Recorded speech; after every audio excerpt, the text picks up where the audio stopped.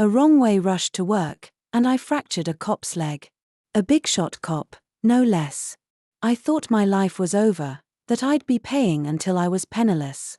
Instead, the victim's family handed down this verdict: since you hit him, you'll take responsibility, care for him until he's healed. So I became the stone-faced deputy's round-the-clock nanny. It was only supposed to be compensation, but why is Officer Chase so hard to please when no one's watching?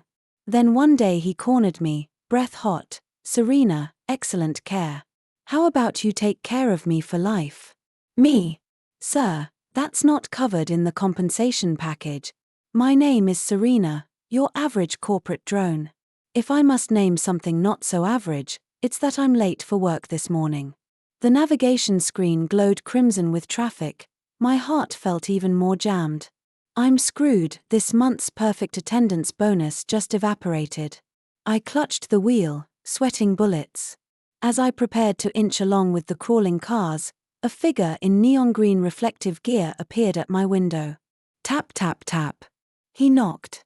I rolled the glass down, and a ridiculously handsome face leaned in: sharp brows, bright eyes, a straight nose, thin lips pressed tight. He looked furious. This is a one-way street." "No," he rumbled, voice low, final. I blanked.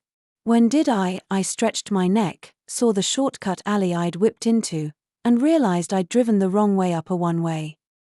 Officer, I didn't mean it. I'm late." Panicked, my voice dripped desperation. He wasn't buying it. Eyes cold, he flipped open a citation book. Driver's license and registration. Inside I wailed. Rummaging through my purse felt like spelunking in a black hole, nothing useful surfaced. Horns blared behind me, his scowl deepened. "Taking forever. Couldn't pick your favorite hand signal, huh?" My brain buzzed. Hand signal? Was he mocking me? Okay, I had silently begged for mercy, but hearing it out loud stung. Suddenly angry, I yanked out my license and glared up, ready to snap, but those dark, crushing eyes vaporized every spark of courage. Panicked, blank, I stamped the accelerator instead of the brake. Vroom. My rust bucket lurched like a raging bull. Crash.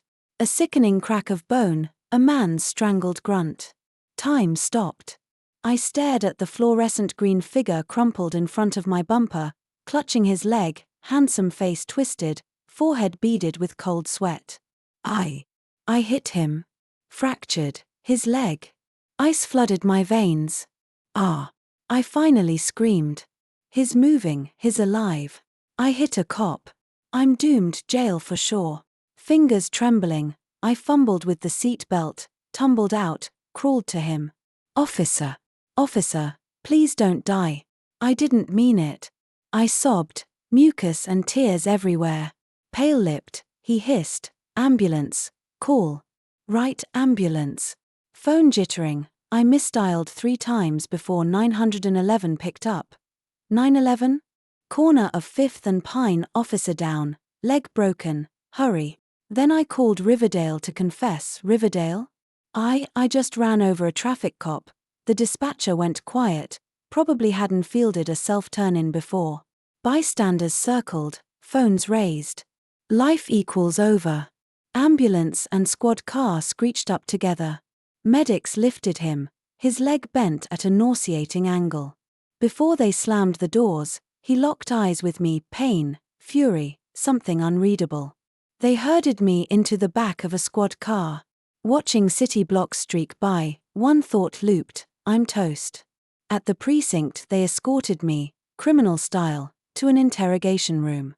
A young officer took my statement, eyes soft with pity. Name? Serena. Age? 25. Occupation? Graphic designer. Walk me through it. I spilled everything: late for work, wrong way rush, the sarcastic hand signal jab, my panic stomp on the accelerator. He gaped. So you floored it because he mocked you? No. Pure nerves, my foot betrayed me. Charge me with intentional assault and I'm finished. He sighed, scribbled. Know who you hit? I shook my head. Julian, Deputy Chief of Traffic. The room dimmed. A leader. Strike 2 to my sentence. How bad? I whispered. Comminuted fracture of the left tibia. Surgery already started.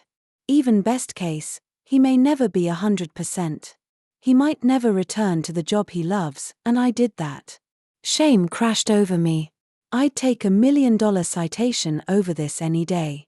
When he finished, they parked me in a tiny side room. Knees to chest, I listed the costs, medical bills, lost wages, pain and suffering payout. Selling my organs wouldn't cover it. Jail or bankruptcy, maybe both. Then the door swung in. A powerfully built man in plain clothes entered, calm but thunderous. Behind him, the young officer. "You're Serena?" the man asked, voice gravel. I jumped up. "Sir, yes. I'm Julian's father, Gregory." My stomach hit the floor. "Uncle, Chase, sir," I squeaked. He studied me like a crime scene. "Julian's surgery went well," he said finally. Relief flickered, then evaporated. "But the leg, it'll never be the same." Tears gushed, apologies tumbled out. He lifted a hand. "Julian insists it was an accident, panic, not malice." My breath caught, he defended me. "Still," Gregory continued, "damage is done. We need a solution." I bobbed my head. "Anything, I'll pay, every cent. We don't need money." "Of course they don't." He eyed me. 25, single, graphic designer, parents out of state, living alone, right? I nodded, mystified. "Julian's 28, single, married to the job. His mother and I can't babysit, and hire a nurse. He'll eat them alive." A crazy premonition tingled my spine. "Effective today," Gregory pronounced. "You move in and care for him until full recovery." My jaw unhinged. Live with the stone-faced deputy? Lamb volunteering for slaughter? Yet those eyes left no room for no. "Understood?" he asked. Yes sir, absolutely. Better a free maid than an inmate." He left. I felt like I'd fallen into an alternate universe, one where punishment doubles as community service with bedroom duty. Officer Wang drove me home. In my shoebox studio I stared at a suitcase, clueless. Clothes, toothbrush, anything else? WhatsApp trembled in my hand, **me **Zach, family emergency. Need indefinite leave, sorry. **status **read, no reply. Probably cursing me into next week. Career, already compost. Afternoon, Wang chauffeured me to a luxury condo complex. He hauled my suitcase upstairs, handed me keys. "Serena, home sweet home. Julian's still hospitalized, back tomorrow. Make yourself comfortable." A final pitter salute and he vanished. I tiptoed inside. 3-bed 2-bath loft, 150 square meters of crisp neutrals. A duty jacket lay across the couch. I lifted it, hints of tobacco and sun. Julian's scent. Tomorrow we'd share oxygen, God help me.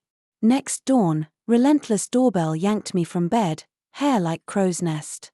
I opened to Wang, pushing a wheelchair. "Julian." Blue and white hospital scrubs, left leg cocooned in a cast propped on the footplate. Face pale, lips bloodless, eyes still lethal lasers. "J. Julian," I stammered. He ignored me, signaled Wang inside. They rolled in. I shuffled aside like a guilty toddler. "Serena, Julian's all yours," Wang announced, unpacking pill bottles. "Meals, meds, bedpan. Doctor says no weight on the leg." I zeroed in on the last word, bedpan. Wang winced. "Number 2, his good. Number 1, you might need to assist." My cheeks combusted. I'd never even held my dad's. I shot Wang SOS eyes. He mouthed sorry and bolted. Door clicked, leaving Julian and me in epic silence. Finally I cracked. Would you like to rest?" He angled his chin toward the bedroom. I wheeled him in, black-white-gray, as welcoming as a courthouse hallway. Bedside, I bit my lip. How to transfer 185 centimeters of rigid cop to mattress. May I help you up? He studied my 5 feet 3 inches frame. You sure you can? Worth a shot. I slid an arm under his warm, smoky scent heart mist. No. He levered himself with arms and good leg, inching from chair to bed, jaw clenched, sweat pearls forming. My stomach knotted, one slip, finally prone. He exhaled like he'd finished a marathon. Water. I squeaked. No answer, eyes shut. I fetched a glass anyway. He sipped, returned it, dismissed me out. I scrammed, closing the door, then collapsed against it. Survived round 1, barely. I unpacked drugs, labeled doses, then turbo-cleaned every dusty corner. By noon my arms matched my nerves, shredded. Only then did I remember I hadn't cooked yet. I opened the fridge empty except for a few bottles of mineral water and a row of beer. Right, a single guy, he probably never eats at home. I grabbed my wallet and headed out to buy groceries. Before leaving, I knocked on Julian's door. Julian, I'm going out for some groceries. Anything you feel like eating? Silence for a moment, then his muffled voice, whatever. Whatever again. When a man says whatever, it's the hardest dish in the world. I shopped by instinct and came back with light, nutritious stuff, ribs, winter melon, broccoli, and a sea base. Back home, apron tied, I clattered around the kitchen. Honestly, my cooking is only so. Living alone, I always choose the easiest way. Today, to please His Majesty, I actually looked up recipes online: steamed base, winter melon rib soup, and garlic broccoli. By the time I set 3 dishes and a soup on the table, it was already 1 p.m. I carried the tray into the bedroom. Julian was asleep. Without the sharp remoteness he wore while awake, he looked like a harmless kid, long lashes casting tiny shadows under his eyes. I spaced out, staring. Enjoying the view? The sudden voice made me jump. I almost flung the tray. I came back to earth to find him awake, eyes fixed on me. Nothing, I stammered, setting the tray on the nightstand. Lunch. He sat up, glanced at the food, and his brows pinched almost invisibly. I don't eat fish, it smells. My heart sank. Great, flattering the wrong end of the horse. Then, maybe some soup. I simmered the rib soup a long time. He didn't answer, which passed for consent. I filled a bowl and handed it over. With one arm useless, he let me feed him. I scooped, blew, and brought the spoon to his lips. He opened his mouth and drank. We were so close I could smell his breath. My face ignited again. After one bowl I felt steamed. More. He shook his head. Some ribs. Another shake. Broccoli? Still no. So all you had was 1 bowl of soup? Deflated, I asked, does it taste bad? No. Then why not eat? No appetite. Fine, can't argue with that. Patients lose appetite. I cleared the dishes and finished everything myself. Truth be told, it was pretty good, his loss. After lunch came pill time. I brought the medicine and a glass of water. Julian, time for your meds. He eyed the colorful tablets and frowned hard enough to crush a fly. This many? What the doctor prescribed: anti-inflammatories, painkillers, circulation boosters. He said nothing, tossed the pills back, and washed them down. Then he lay back. I stood bedside, not sure what to do. Got nothing to do? He asked abruptly. No. Then get out and stop hovering. Fine, wounded rules. I retreated to the living room sofa and channel surfed through a cheesy soap, not taking in a word. My head was full of Julian. What was he doing? Was he in pain? A guy that proud would never admit it. Suddenly a loud crash came from the bedroom. I rushed in and found him on the floor, the water glass in shards around him. Julian! I cried, running to help. Don't touch me, he barked, voice raw. I froze. He struggled to rise, but the cast leg refused. After several failed tries he lay helpless, forehead on the cold tile, shoulders shaking. I saw his eyes redden. Even the strongest man has a fragile side. I squatted beside him. "Let me help you up," I said quietly but firmly. This time he didn't refuse. Huffing and puffing, I hauled him back into bed. He slumped against me. I felt his weight, his warmth. After settling him, I fetched broom and dustpan, then tape to pick up the tiniest slivers. Sweat soaked me. Straightening, I found him watching me with complicated eyes. "Thanks," he murmured, his first civil words of the day. No problem, glad to help." "Why did you fall?" "Thirsty." He nodded. "You could have called me." He looked away. I understood, he hated asking his enemy for favors. "Next time just say my name, Serena." He blinked. "Sure, Serena." He frowned. "Which characters?" "Serene and Joy, Serena." "Got it." "Julian, may I ask you something?" "Shoot." "Why did you speak up for me in front of your father?" Silence. Just when I thought he'd ignore me, he said, "I only told the truth." "You were panicked. I could see it wasn't intentional." My heart warmed, he'd noticed. "Besides," he added, "locking you up won't heal my leg." So much for sentiment.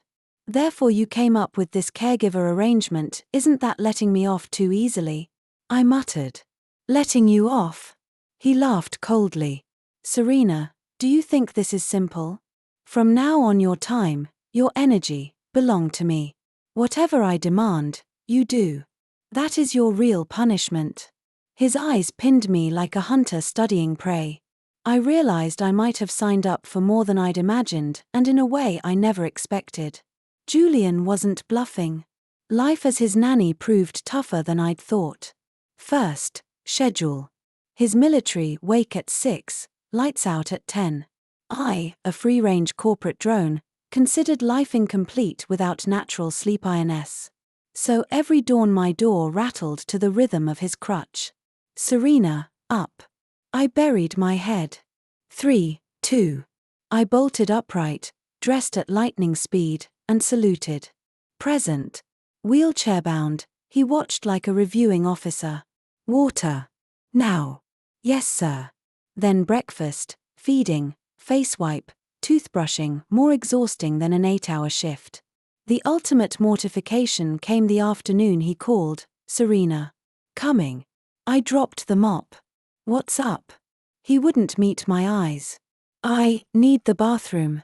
I snapped to. "I'll get the bedside urinal." "Wait." Crimson swept his face. "I can't, alone." Oh Lord, he needed help aiming. My own cheeks combusted. Maybe I should phone Chase." I squeaked. By the time he arrives the moment's gone, no escape. Eyes shut, I lifted the blanket. When I emerged I felt hollow, face aflame. He lay buried under the quilt, only his burning ears showing. From then on a silent pact, we never spoke of it, eye contact skittered away. Life brought physical chores and psychic warfare. Julian's tongue is razor sharp. Soup too salty, broccoli over the hill, menu monotonous. I scrubbed invisible dust, fingerprints, stray hairs, and swallowed every jab. One day I snapped, "Hire someone else if I'm so hopeless." His smirk froze me. Walk out and tomorrow's headline reads, "Clueless driver cripples hero cop, vanishes." I swallowed glass. He also drafted me as personal valet. Apple peeled, TV volume adjusted, unreachable itch scratched, I was live-in made. One night, bone-tired, I scrolled Instagram for relief and saw Zach's post. "Some people ditch projects midway without a word, zero professionalism, zero future." Below it my design boards slashed with a red X, fury blurred my vision.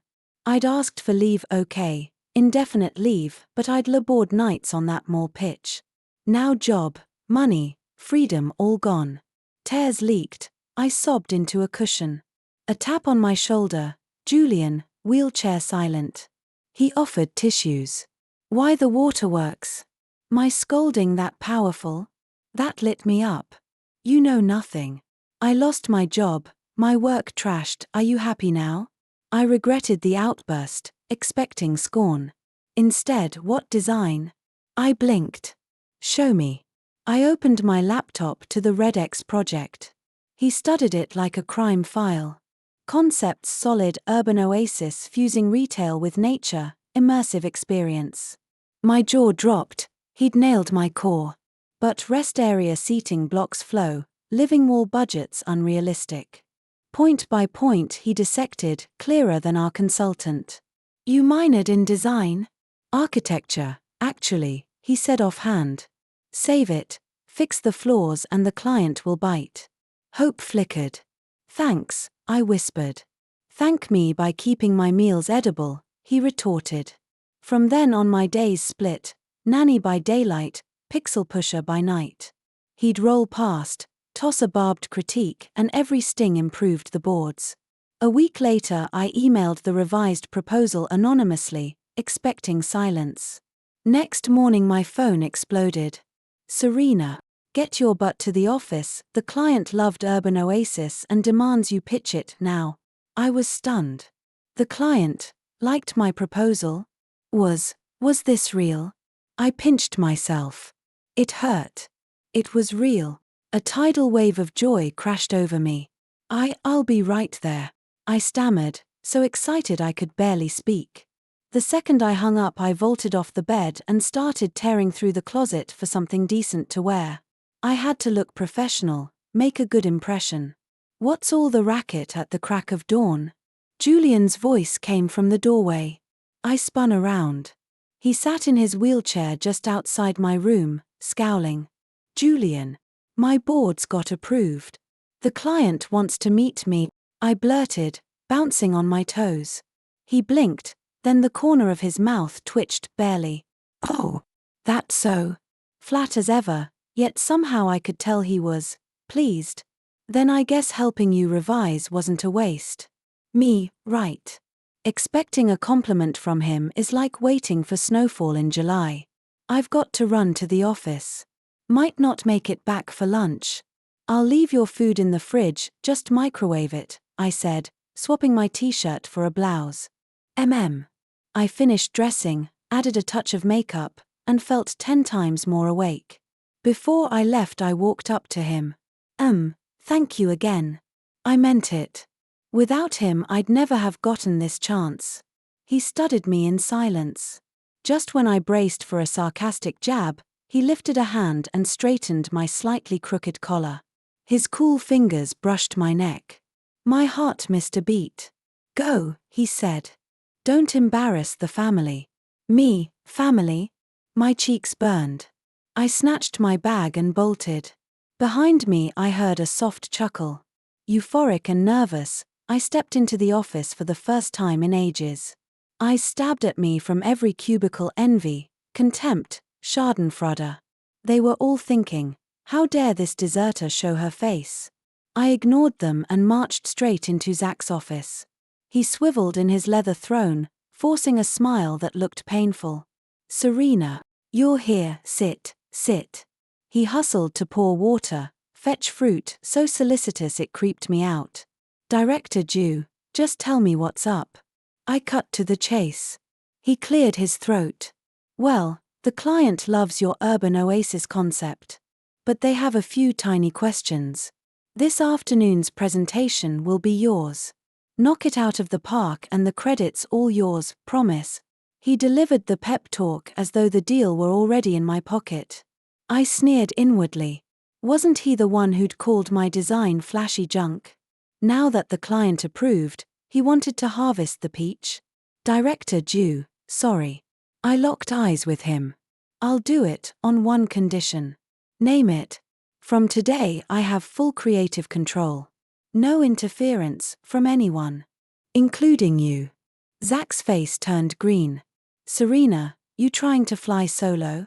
Just protecting my work from people who don't understand design. He opened and closed his mouth like a dying fish, crimson creeping up his neck. But the client had asked for me specifically. Fine, he barked between clenched teeth. If you blow it, you clean out your desk, deal? Deal. I prepped all morning. Julian had role-played every curveball the client might throw, even psychoanalyzed their tastes. I felt invincible. When the meeting ended, Williams, the client CEO, shook my hand. "Sure, you're brilliant. Your plan solves every headache. The project is yours. Success." My co-workers' eyes bugged. Former critics crowded around, "Sis Serena this, Sis Serena that."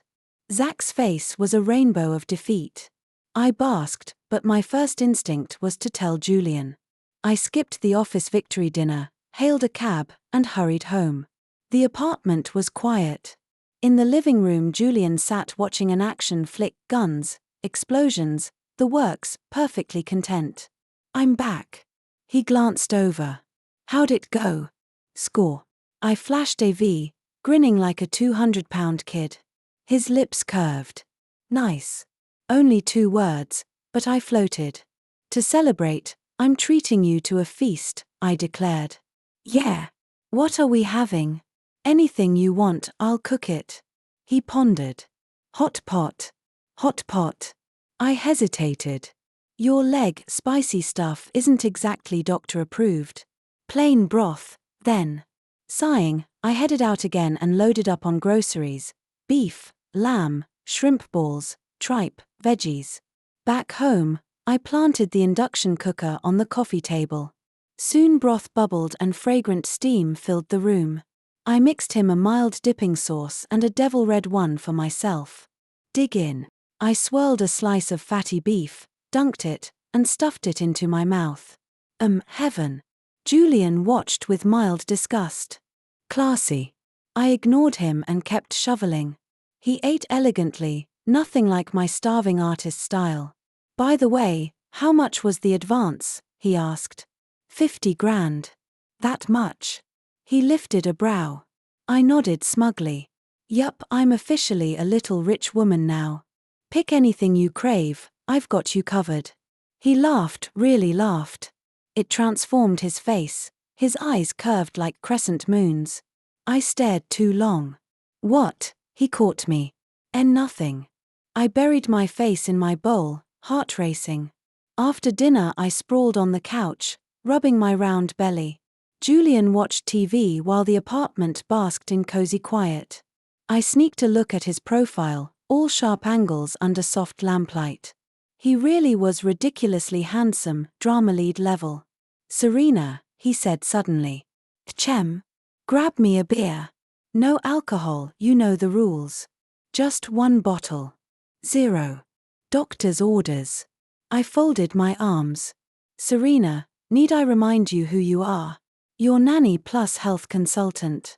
Your well-being is my job description." We stared each other down until he caved. "Fine. You win. Yogurt instead?" I offered sweetly. He didn't refuse. I fetched a bottle, poked in a straw, and he sipped like a grumpy child. Life settled into a warm routine. The jibes faded, we teased instead.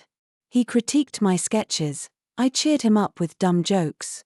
We felt married, almost. The idea startled me. I'm just the help, I reminded myself. When he heals, I'm gone. Yet the thought twisted painfully. One evening, while I cooked, my phone rang, Julian's mom. "Hi, Chase." "Serena, am I interrupting?" "Not at all. I'm just making dinner." "You sweetheart." Julian's always been picky, he must be a pain. "His, easy," I lied. She laughed. "I'm stopping by tomorrow with some of my homemade soy braised beef. You'll both try it." "Yes. Thank you." My mouth watered already. When I told Julian, he only murmured, but his ears turned pink. Weirdo. Next afternoon Chase arrived carrying a massive thermal pot. "Oh, Serena, you've lost weight. Taking care of my brat is wearing you out, huh?" She pushed the pot into my arms. "Try my beef, simmered all morning." The aroma was intoxicating. "Where's the sleepyhead?" "In the study," I said. She marched in. Julian sat at his computer. The moment he spotted her, his face froze. "Mom, what are you doing here?" "Checking if you've disowned me." She launched into a scolding. Shave, haircut, stop being a burden to Serena. Julian's ears glowed crimson. I bit my lip to keep from laughing. Eventually she dragged me to the living room, sliced the beef, and showered me with food and questions. 25. Perfect. Boyfriend. I froze. Julian rescued me, or tried to. Mom, why ask that? Because if some punk snatches her you'll have only yourself to blame. She swung back to me. Serena, what do you think of my son? Me, his, great. See. She beamed. Sure, he's grumpy, blunt, lazy but handsome and stable. Consider him. I wanted the floor to swallow me. Moom. Julian groaned. Before the interrogation could escalate, the doorbell rang. I lunged for it. A stylish young woman stood outside, cradling a bouquet of red roses. Hi, does Julian live here? She asked sweetly. My name is Fiona. I'm a friend of Julian's. I heard he was hurt, so I flew back specially to see him. The girl finished the sentence and simply walked in. She spotted Julian in the living room at a glance. Her eyes lit up and she ran straight over. Julian, how are you? I was so worried. She shoved the bouquet of roses into his arms, then crouched down, gazing at his leg with heartbreak all over her face. Julian stared at the flowers in his lap, brows knitting. Why are you here? His tone was ice cold. When I heard about your injury, I came back from overseas right away. Fiona's eyes reddened. I'm sorry, it's all my fault. If it weren't for me, you wouldn't have, has nothing to do with you. Julian cut her off. Standing to the side, I watched the sudden scene unfold, my brain lagging. Who on earth was this Fiona? What exactly was her relationship with Julian? Judging from the way she looked at him, she was clearly interested. And from what she'd just said, his injury somehow involved her. An uneasy feeling crept into my heart. Julian's mom didn't look pleased either. She glanced from Fiona to me, eyes filled with probing curiosity. This young lady is? Chase finally asked. Auntie, hello. I'm Fiona, Julian's junior from college. Fiona rose and greeted her politely. Oh, a junior. Chase's tone was lukewarm. Julian, who is this? Fiona's gaze shifted to me. She looked me up and down, hostility flashing in her eyes. The stare made me uncomfortable. She's my Julian began, but his mother jumped in first. Her name is Serena, Julian's girlfriend. Chase smiled warmly and clasped my hand. Me? Julian? Fiona. Fiona's face drained of color. Girlfriend? She stared at Julian in disbelief. Julian opened his mouth to explain, met his mother's say otherwise and die glare, and swallowed the words. I felt like a tool being roasted over a fire. Right, Chase added, proudly. Our Julian has been off the market for ages. Fiona, I'm afraid your flowers are a bit late.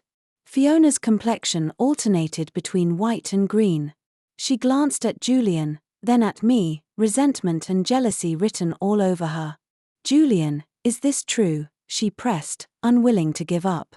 Julian stayed silent. In Fiona's eyes, silence meant yes. Fine. Great. A sudden cold laugh escaped her. She flung her purse onto the sofa. I'd like to see which fox spirit stole my Julian. She stormed toward me.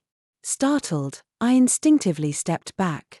Oh no, was the classic wife versus mistress smackdown about to happen? But I wasn't the wife or the mistress, I was just an innocent caregiver. I wanted to cry. Chase, you're literally burying me alive here. You're Serena. Fiona stopped in front of me, looking down with dagger eyes. Why yes. My voice quavered. Huh. She sneered. Not much to look at. How could Julian fall for someone like you? Her words were nasty, nothing like the sweet face she wore. Anger flared. Miss, please show some respect, I retorted, frowning. Respect? You deserve that. She sniffed. A country bumpkin popping out of nowhere, daring to steal my Julian? I didn't, I hurried to clarify. He and I, what exactly is between you and her? Julian's Arctic voice sliced in. He wheeled himself between Fiona and me. Fiona, let me warn you, this is my house. Mind your manners. His eyes flashed a clear threat. Julian, you're yelling at me, for her? Fiona's tears trembled on her lashes. She's my girlfriend. Is there a problem with me protecting her? Julian enunciated every word. I stood frozen. He admitted it. He actually called me his girlfriend. I peeked at his profile. His expression was solemn, betraying no emotion. But I knew he was rescuing me.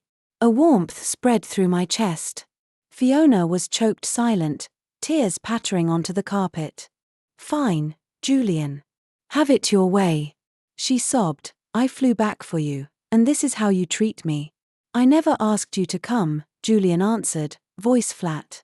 You, speechless, she covered her face and ran out sobbing. Silence returned to the living room.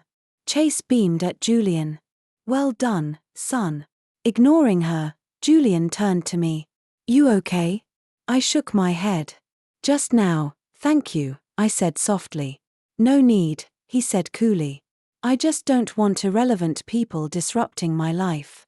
Me, figures, don't expect sweet talk from him. Oh, stop being polite, you two. Chase sauntered over, placing our hands together. You're perfect for each other. Why not take this chance and make it official? Make, what official? I was lost. What else? Marriage, of course. Chase declared as if stating the obvious. Me. Ma, marriage? Aren't we moving a little fast? Julian and I haven't even properly held hands yet. Mom. Julian blurted, exasperated. Quit stirring the pot. How is that stirring? I'm being practical, she insisted. Look at you, pushing 30. Any later and you'll be a bachelor forever. A good girl like Serena won't wait. We're all right, you kids figure it out. I'm just planting the seed. She picked up her purse. I'm heading home. I left you some soy-braised beef, remember to eat it. Humming a tune, Chase left, satisfied. Julian and I were left staring at each other, the air thick with awkwardness. About just now, I started. I know, he cut in. My mom gets like that. Don't take it to heart. Okay. And Fiona. He paused, gathering words. She was my junior in college, always had a thing for me. I never felt the same. Then why did you say your accident had something to do with her? I asked the question nagging me. He hesitated. The day I got hurt, I was driving to the airport to pick her up. She kept calling, rushing me. I took a shortcut, then. I met you. So that's how it was. I wasn't the sole culprit. Fiona shared part of the blame. I'm sorry, I said. Not your fault, he replied. Even without her, something else could have happened that day. It was my responsibility, not yours. Looking at him, I felt a jumble of emotions. This man bore everything on his own shoulders. About us pretending to be a couple. I broached carefully. Let's keep it up for now, he said. Hard to explain to my mom. And Fiona won't drop it so easily. Think of it as, doing me a favor. His eyes held a silent plea. Blocking your admirers? Something like that. Then, what's in it for me? I wagged my brows, ready to bargain. He raised an eyebrow. What do you want? I stroked my chin. How about waiving this month's caregiver fee? Every month I set aside part of my already meager salary as compensation, transferring it to Julian. He never asked, but I insisted. Done. He agreed without hesitation. And I pushed my luck. No more snarky remarks, no more nitpicking my cooking, and no more 3 a.m. errands. He studied me, mouth curving into an attractive smile. Deal. Yes. I almost jumped for joy. Not a bad trade at all. However, his tone shifted. Since we're faking it, we should show some proof. Proof? Like what? I grew wary. Say. He glanced at my lips. Practice a little kissing? My face exploded in heat. Pervert. I covered my mouth, glaring. He burst out laughing. Relax, just kidding. Look how terrified you are. Me, this man is getting worse. Even if it was only for show, life continued. I cooked his meals and looked after his daily needs as always. He kept his word and quit the verbal jabs. The atmosphere between us increasingly resembled a real couple. We'd curl up on the sofa watching movies, I'd nap on his good leg. He told me stories about cases he'd handled, I complained about my own work headaches. Sometimes I almost forgot. It felt as though we truly were together. One day Julian took a call from Chase, inviting him to a former academy classmate's wedding. When? Julian asked. Next weekend. I'm not going. He refused without thinking. Why not? I asked, curious. How can I show up like this? He tapped the cast on his leg. Go in a wheelchair, I said. He shook his head. Show up alone like that? Too embarrassing.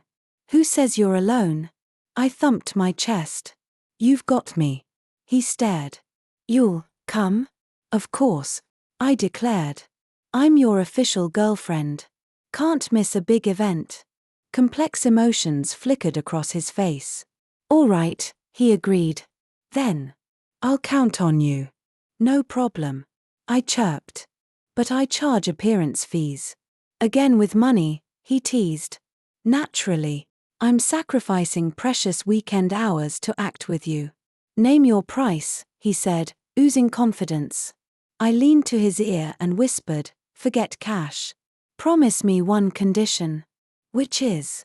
On wedding day, you obey me unconditionally, no talking back. His eyes narrowed. What are you planning? Don't worry about it, I smiled mysteriously. You'll see. He hesitated, then finally nodded. Fine, I promise. Weekend arrived in a flash. I got up early and tore through my closet. This would be my first formal appearance as Julian's girlfriend, I couldn't let him lose face.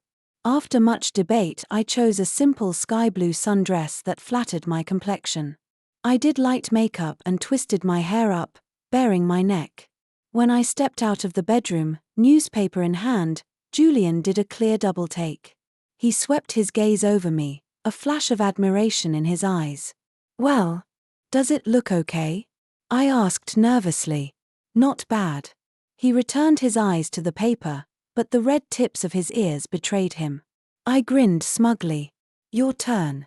I wheeled into his walk-in and picked out a black suit. This one.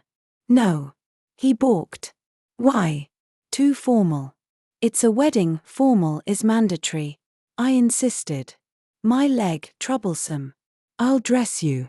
Without waiting, I pulled off his loungewear, revealing a firm chest and defined abs. My face ignited again.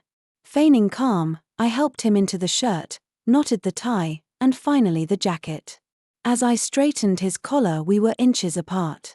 His clean, crisp shower scent filled my lungs, my heart drummed wildly. He stared back, gaze deep as an abyss, ready to swallow me. All done. I retreated a step, unable to meet his eyes. Suit-clad Julian looked nothing like his casual self, less languid, more mature, heart-stoppingly handsome. Let's go. I pushed his wheelchair out the door. Today I am his legs, I'm escorting my prince to the grand ball. The ceremony took place in a 5-star hotel ballroom. The instant we entered, every head turned.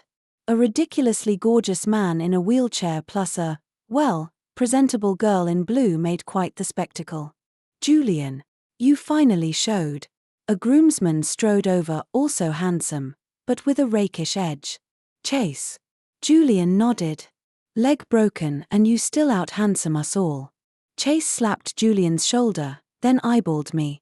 And this would be my girlfriend, Serena, Julian answered casually. Chase whistled. Nice, man. When'd you go off the market? Spill to the squad. Sis-in-law. He winked at me. Blushing, I managed a high. Cut it out, Julian deadpanned. Where's the groom? Chase pointed. Schmoozing guests. We were seated up front with Julian's co-workers. Their expressions mirrored Chase's curiosity. Julian, you sneaky dog. When did you bag such a pretty sis-in-law? What field you in, Serena? Questions flew faster than I could answer. Julian fielded them smoothly. Enough, you guys running a background check? Save the interrogation tactics for the station. Laughter erupted. Watching him handle his friends, an odd feeling surfaced as if he really were my boyfriend, and I truly his girl. The ceremony began. Watching the couple exchange rings and kiss, I felt a pang of envy. When would I meet someone to walk down that aisle with? I glanced at Julian. He was focused on the stage, profile softened by crystal light. Sensing my gaze, he turned. What's up? Nothing, I murmured. They look so happy. He studied me but said nothing. When the banquet started, the vibe turned rowdy. The newlyweds began table-to-table toasts. Reaching us, the groom thumped Julian's shoulder. Julian, you rascal, time for a drink. He can't, leg injury, no alcohol, I intercepted. The groom chuckled. Then the bride-to-be downs one for him. With that he filled a large glass of baijiu and placed it before me. I stared, petrified. My limit is 1 bottle of beer. This liquor would KO me. I began, but Julian suddenly took the glass. I'll drink for her. He threw his head back and emptied it. Everyone froze, including me. Wasn't he forbidden alcohol? Chase started, Julian, but one look from Julian silenced him. Move on to the next table, Julian ordered calmly. The groomsmen obeyed. Are you insane? I hissed. The doctor said no alcohol. 1 shot won't kill me, he answered lightly. Not negotiable. I snapped. He studied me, suddenly smiling. So you do care? I faltered. Of course I cared, but what right did a fake girlfriend have? I'm just afraid if you croak, nobody pays me, I muttered. His smile stiffened. Got it, he said flatly, turning away. Regret stabbed me had I said the wrong thing. For the rest of the reception he didn't speak to me. The air turned glacial. Halfway through, the MC announced a lucky draw. Selected guests would go on stage to play games and win prizes. And now, let's see who our first lucky winner will be. The MC hugged the raffle box to his chest and milked the suspense for all it was worth. On the giant screen, names of the guests began to flicker past in a blur. Then the scrolling froze on one line, Serena. Me, no way. This kind of coincidence actually happens. Let's give a big round of applause and welcome Serena to the stage. Amid the clapping and whooping I swallowed hard and walked up like a prisoner to the gallows. Sure, which guest are you here with tonight? The MC asked. I'm Julian's girlfriend, I said. Tilda, so you're Officer Chase's sweetheart. He gave an exaggerated nod of understanding. What a coincidence. Our next game needs a gentleman volunteer. How about inviting Officer Chase up here? Me, is this a raffle or a setup? Julian sat in the audience, brows knit, clearly as eager to ascend as I had been. But the crowd wouldn't take no for an answer. Chase and the guys hoisted him, wheelchair and all, onto the platform. Great. Now that our heroic officer is with us, let's test this couple's telepathy. The MC beamed. It's simple. The girl mimes the words, the guy guesses. Highest score in 3 minutes wins. I stared at the cue cards and felt my temples throb. Grinding an iron rod into a needle, playing the lute to a cow, drawing legs on a snake. What fresh linguistic torture is this? Ready? Time starts. Now. I sucked in a breath and launched into the first charade. 3 words, an animal, it flies, has a super long beak. He considered. Woodpecker? Wrong. I mean the legendary kind. Phoenix. Bingo. Our sync was scary good. The second I sketched an outline in the air, he blurted the answer. Gasps and giggles rippled through the ballroom. Damn, look at that connection. Those two are the real deal. The 3-minute buzzer sounded. Final tally, 10 correct, miles ahead of anyone else. Congratulations to Serena and Officer Chase, tonight's grand prize winners. The prize, a pair of couple rings. I gazed at the velvet box and the twin sparklers inside, feeling oddly weightless. Let's have our brave officer slip the eternal symbol onto his lovely lady's finger. Julian lifted the smaller ring and met my eyes. The depth in his gaze made my stomach flutter. I extended my hand before my brain could veto the motion. Cool metal glided over my knuckle and settled snugly at the base, perfect fit. My heart hiccuped. Applause erupted, soon joined by whistles. Kiss, kiss, kiss. I don't know who started the chant, but within seconds the whole room had taken up the chorus. Heat flooded my cheeks. I stared at him in silent SOS. He stared back, Adam's apple bobbing once. Then he leaned in, slow, deliberate. Instinct slammed my eyelids shut. I waited for the press of lips. It never came. Instead, a soft warmth brushed my forehead, feather-light, suffused with the clean scent that was purely him. My eyes flew open. His lashes were inches from mine, breath grazing my skin like June sunlight. Cheers exploded, but to me the world had muted to a single, humming note. He kissed my forehead. Not my mouth, yet it scrambled my pulse more than any kiss I'd ever known. All right, folks, leave the poor man some dignity, our officer's shy. The MC steered us off stage while the crowd laughed and clapped. Back at our table, I sat in a daze, thumb rubbing the ring as though it might explain what had just happened. The metal still held the chill of his fingers. Julian stared at the stage, profile taut, a faint flush creeping from ear to collarbone. Chase scooted over, wiggling his brows. Way to keep it PG, Jules. Thought we were getting the R-rated version. A single glare shut him up. He mimed zipping his lips and slid away. For the rest of the evening I caught none of the performances. Every atom of attention orbited the man beside me and the ghost of that forehead kiss. When the wedding ceremony ended, we joined the exodus in silence. I pushed his chair, city lights smeared across the windshield of the town car. At home, night had already tucked the skyline into indigo. I helped him into loungewear and eased him onto the mattress. Task finished, I stood at the foot of the bed, hands awkward at my sides. The ring. I began, twisting the band. It felt presumptuous to keep wearing a game prize. Keep it on, he said, voice husky. Looks good. My hand froze mid-motion, heartbeat spiked. Oh, okay. I dropped my gaze so he wouldn't see the blush. He hesitated. Today, thanks. For what? For coming with me, and for up there. His eyes rested on my face, unreadable. It's nothing. We agreed to play the couple, remember? I shrugged, striving for casual. He closed his eyes. I'm beat. Think I'll crash. Sure. Sleep well. I slipped out and shut the door, then sagged against it, exhaling slowly. Fake dating, was it still fake? Why was my heart sprinting?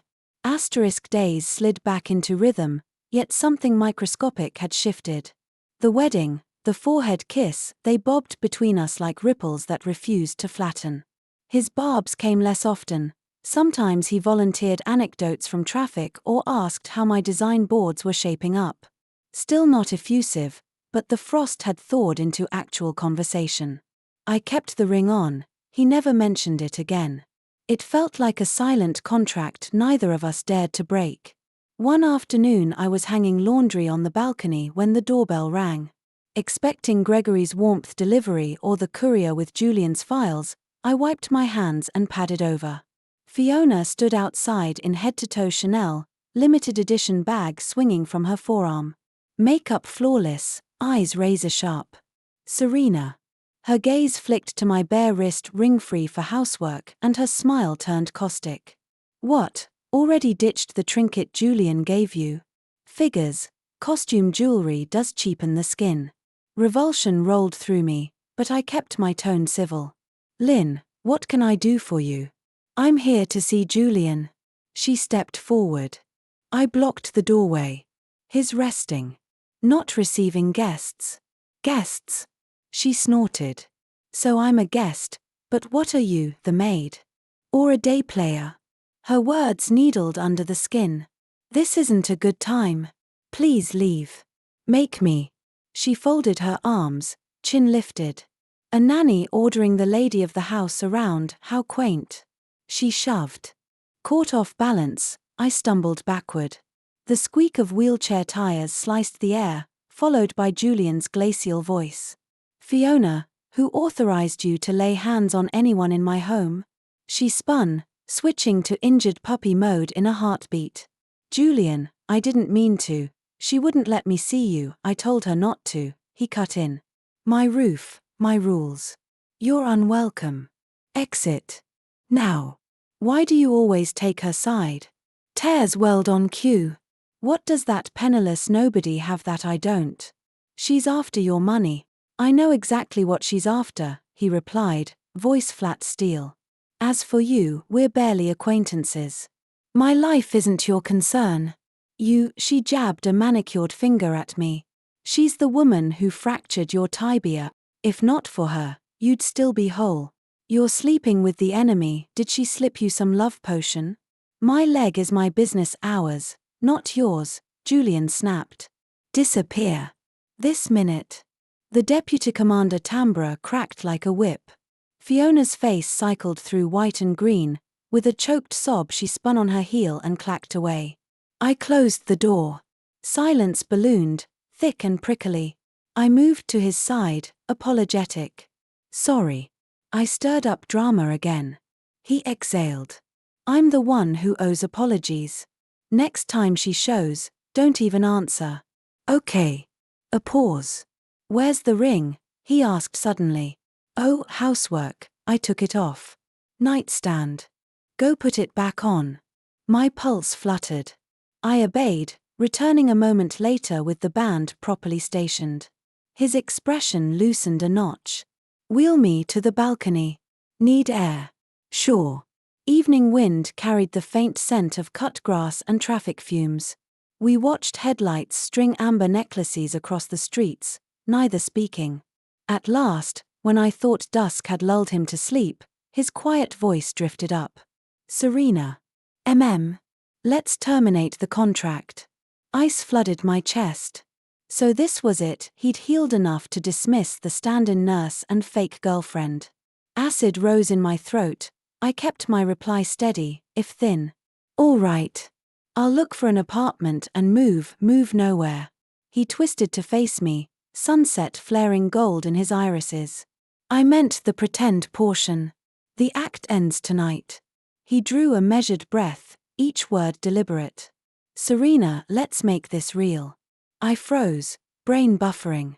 A low chuckle rumbled from his chest. He captured my newly ringed hand. I'm saying I've fallen for you. No script, no clause, pure fact. Will you be my actual girlfriend? The city's drone fell away. Only his confession and my jackhammering heart remained. I looked at the man bathed in dusk, at the miniature stunned version of me swimming in his eyes, at the fingers locking mine. All the tangled doubts loosened in a single breath. Tears stung. I squeezed his hand and nodded hard. Yes, absolutely yes. His grip tightened. Starlight seemed to spill into his smile. Good. One syllable, carrying entire constellations. Asterisk from that night, everything shifted and nothing did. I still cooked, still nagged him not to overtax the leg. He still teased, still requested second helpings of coffee. But an undercurrent of certainty hummed beneath each mundane act. He'd circle my waist while I chopped vegetables, chin hooking over my shoulder to steal bites of bell pepper. I'd burrow into his chest during movie nights, calibrating my breathing to the steady thump beneath his shirt. His tongue retained its razor edge until I glared, then he'd silence me with a kiss he called noise-cancelling. When Gregory visited, she read the new vibe in one glance, beamed, and launched into wedding color palettes until Julian feigned exhaustion to escape. Fiona phoned twice more. He hung up mid-sentence. Eventually she stopped. My urban oasis mall pitch wowed the client and went viral among local brands. Commissions began to snowball. Under doctor's orders and my vigilance, Julian graduated from wheelchair to crutches, then to an orthopedic boot. 2 months later, on a sun-soaked Saturday, he tossed the crutches aside. Slightly stiff but gloriously upright, he stood in the living room oasis and spread his arms. Serena, I'm vertical. I crashed into him, hugging so hard he laughed into my hair. Congratulations, officer. He held me like gravity had reversed. Couldn't have without you. Every prior irritation blistered into worth. Asterisk recertified for desk duty, he slid back into traffic's command loop, drafting protocols and mentoring rookies. I opened a tiny studio downtown. Late nights became our normal. We texted updates like teenagers and raced home to swap war stories over takeout. 1 year after the day I'd wrong-way rushed to work and fractured his tibia, we stood at that exact intersection, this time waiting like model citizens for the walk signal. Julian, uniform crisp, produced a riot of roses the color of fresh blood. Chase and half the traffic unit formed an impromptu honor guard. Pedestrians who'd witnessed the original crash paused to watch. He lowered himself on one good knee, voice carrying even above the idling engines. Serena, the moment you crashed into my life I was a goner. Thank you for the fracture, for the care, for loving me. Marry me, let me spend forever repaying the favor. Laughter blurred with tears, I nodded until my cheeks hurt. Bring on the payback. Our wedding was small. Family, a handful of friends, Chase as best man, Gregory misty-eyed in the second row. Mom and Dad flew in, took one look at Julian, and declared I'd driven into a goldmine. Marriage tasted of ordinary miracles, spats over dishes, victories over stubborn pickle jars, sleepy dawn confessions about impossible clients and precinct politics. One Sunday dusk we strolled the river path, sun stretching our shadows into giants. I admired the replacement solitaire glittering beside the original band. Julian, I said, what if I'd never run that red? Would we have missed each other entirely? He stopped, cupped my face, thumbs brushing cheekbones. No accident, no us? Doesn't compute. We'd have collided some other way, coffee line, elevator, blind date gone wrong. Result would be identical. You, me, forever. He kissed me, slow, certain, flavored with river air and promise. You're the crash I never saw coming and the view I never want to leave. I closed my eyes, breathing him in, and thought, sometimes fate looks like twisted metal, sometimes it slips a ring on your finger while an entire precinct whistles its approval. Either way, the destination stays the same. Now, whenever I start the car and hear the engine catch, I smile at the mirror. Gas pedal down, husband loaded. Buckle up. World, our next mile is just beginning.